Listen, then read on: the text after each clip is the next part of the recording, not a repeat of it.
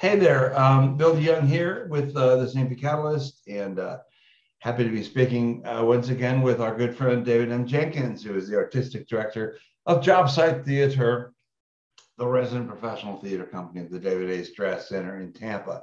Hey man, how are you? I'm doing well. How are you? I'm great today. We're here to talk about the Resistible Rise of Arturo by Bertolt Brecht, and which you are opening this week. Previews Wednesday and Thursday, 11th and 12th, and you open on Friday, the big 13th. That's right.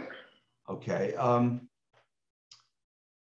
Brecht famously referred to this as a parable. So take off with that one and tell us about it, and tell us what he meant by that, first of all. And we can talk about what it all means, you know. Right. Brecht, right after the Reichstag fire in Germany, he knew what was up. Like, he knew it was coming. He saw it. He fled to Finland before then, en route to the United States, and he intended to write this play very specifically for an American audience. He figured he was going to be there for a while, and Brecht's concern really was about how we continue to let people like Arturo Ui, Adolf Hitler, whomever you like to throw in there, how we keep allowing these things to happen, and how sort of these right-wing movements tend to kind of sweep the globe from time to time, and that in every point in history, we allow these things to happen, and then we're really so surprised, right, that it happened. And so Brecht began writing Arturo Ui with America in mind. He said it very specifically in the 1930s gangland Chicago, for that to sort of serve as the entry point into the very parable itself. His idea at the time was hopefully then maybe he could jar an American audience into taking note of this, using like Cagney, Scarface, also satire like Chaplin. He had both the original Scarface and Chaplin's Great Dictator in mind when he started writing the play, and he wanted to make. He was a fan of Chaplin's, right? I mean, didn't I read that about Brecht? Yeah. Derek Phillips in your show. Well, he's Hitler. You know, he's Hitler. He's the Great Dictator. There he is. He looks like Russell Mael in the band Sparks. Or Ron Mail, I'm sorry, but whichever one of the Mail brothers, it is freaking good. My point is, it's pretty obvious what this is taking a swing at. Why not make Arturo and his henchmen and all of the sort of Nazi people look like Paul Muni and Edward G. Robinson? You know, it was pretty obvious, in other words, why he did it the way he did it. Did Americans get that in 41? Did they understand that? Well, they didn't see it in 41 because nobody would touch it. So that was the thing. Actually, this play didn't even see an audience until after Brecht died. Wow. There was not an American theater company in 41 when he finished it that was willing to touch it, because of Brecht's message in there that this sort of right-wing fascist authoritarian rise could happen anywhere, including the United States. And at the time, it was not a message that theater producers felt good about getting behind. And so by the time it ended up getting its premiere in Berlin, it was really commenting on the past. However, when you look at the through line here, because in Arturo Ui, Brecht makes all of these comparisons to Richard III, and there are actually whole plot points and quotes and things in here that are just as much Richard III as it is about Nazi Germany. And he goes back even before that to like ancient Rome. And so showing that, look, this keeps happening, this keeps happening, this keeps happening. And then of course, when I chose this play in 2019, and I had a very particular human being in mind who I felt the play was commenting on.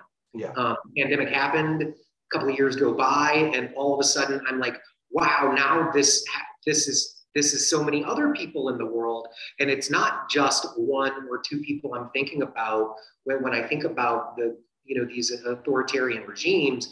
I'm thinking about everything from like our state to Orban in Hungary. Marine Le Pen almost won that election in France. Obviously, Vladimir Putin and what's going on in Ukraine. And so, oddly, I find the play so much more pressing right now globally than I did when we chose the show. I mean, we chose the show in 2018. It was supposed to go up in 2020. Right. I mean, isn't it sort of the moral of the tale, as they would tell us in fractured fairy tales way back when, is that those who do not learn from history are doomed to repeat it? That's kind of the point here. Absolutely. And the play begins and ends with the actors directly addressing the audience as themselves, not as characters. And in the epilogue, the lead actor who has been playing Arturo the whole show steps out, wig comes off, mustache comes off, and he speaks directly to the audience and basically points out that while that thing, being the story, was the thing that almost finished us, but we managed to persevere. However, and the line is like, though we managed to stop the bastard, the bitch that bore him is in heat again. Yes, I heard that quote somewhere. I did. Yes. And so, it's so relevant right now to me. So the point is that it will, in one sad way or another, always be relevant. Right. And lines in this play, I feel like people are going to see it and say, oh, you changed that up or you tweak that line to be, and it's not. It's directly, this translation from like 1944 that happened from Brecht's original German. So what's changed? And that part's scary and sad. So he's a cauliflower magnet or something. It's the Chicago grocery. The thing about the vegetable grocers is I feel like Brecht just having fun with us and starting off with it being, all of these vegetable vendors in Chicago that are trying to get their goods and wares sold, and then the corporate CEOs that are over them, and the little people, the workers that are under there, and so in sort of introducing this idea, the cauliflower trust. I feel like it's Brecht having fun with it and just saying like, look, we're talking about the vegetable trade in Chicago, but clearly all of these people are stand-ins for other people. There's stand-ins for the bankers, there's stand-ins for the CEOs, there's stand-ins for the government. The fact that the Reich in its infancy, that their stand-ins are these low-level, small-time Chicago thugs that end up working their way up slowly but surely. And all of these people give them more and more power and more authority until it gets to the point that none of those people can take it back. And now all of those people are owned by these thugs. I'm speaking on behalf of John Q. Public or Ed Q. or Bob Q. Is it funny?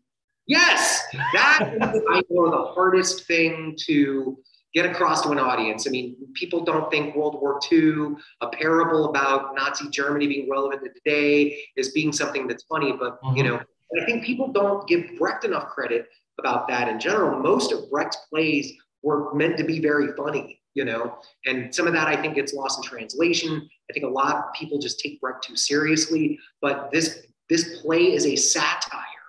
It is very funny.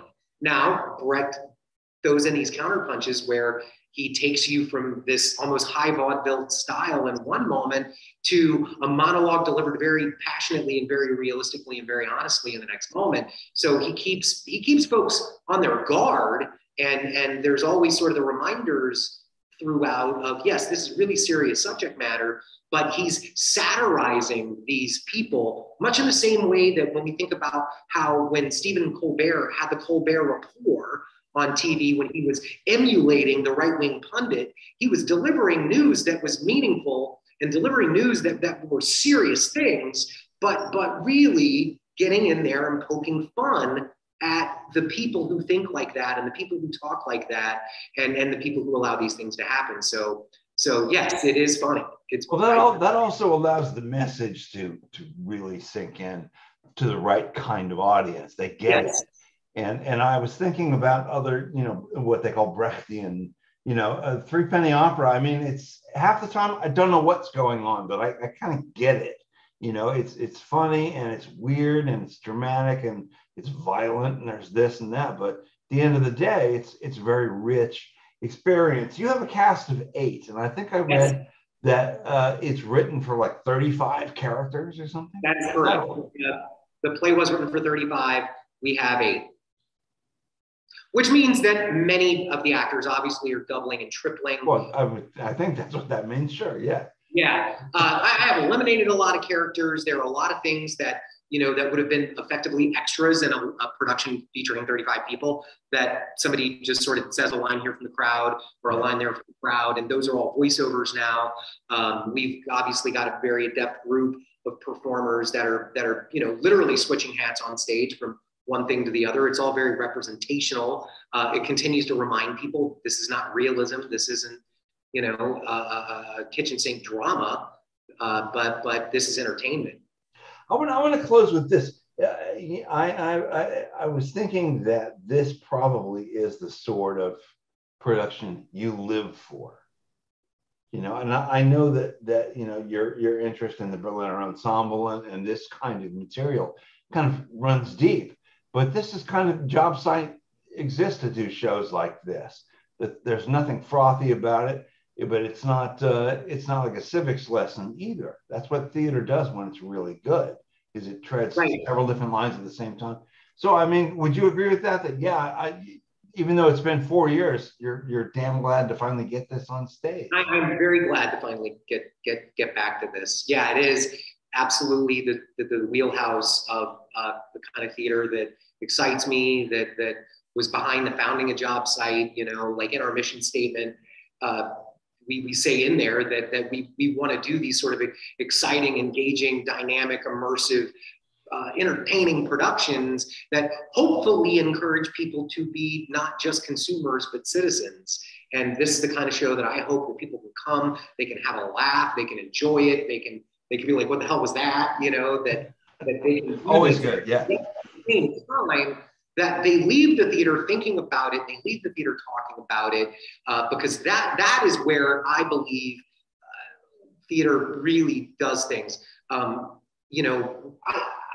Very rarely can a play come up and teach somebody a lesson and people walk out the door and go, oh, wow, I changed my mind on that. That's not what theater does. And it's in the conversations, it's in the thinking, it's in the discourse that is generated from the event in the audience and out there into the real world that then becomes where I feel we are effective in being part of the processes of social change. Was it you that you had some great line you said to me once? It's the conversation in the car on the way home. Yeah, absolutely. Yeah, that we're looking at here. It is called The Resistible Rise of Arturo Ui, and it is at Jobsite Theater in the Strass Center. Technically open for opening night is Friday the 13th. And you have previews Wednesday, the 11th, and Thursday, the 12th. Ladies and gentlemen, tickets are at Jobsite Theater, and that's er.org. David Jenkins, thank you so much for taking the time. Set looks cool. I'll be over to see it soon. Cheers. All right, man. Bye.